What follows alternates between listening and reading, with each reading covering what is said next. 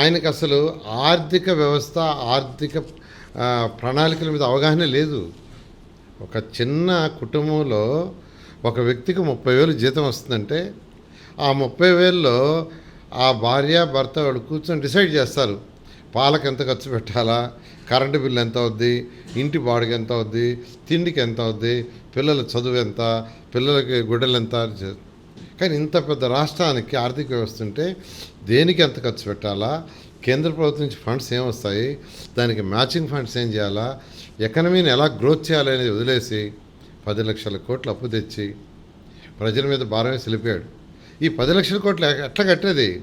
ప్రజలు ఇప్పుడు కడుతున్న ప్రజల ట్యాక్సులు, జిఎస్టీలు, అనేక ట్యాక్సుల ద్వారా వచ్చే డబ్బులతో తిరిగి కట్టాల్సిందే, కట్టక తప్పదు. అలా ఆర్థిక వ్యవస్థ మొత్తాన్ని నాశనం చేసి వెళ్ళాడు. ఆయనకి పరిపాలన తెలీదు. ఆయనైతే అసలు మాట్లాడే రైట్ లేదు.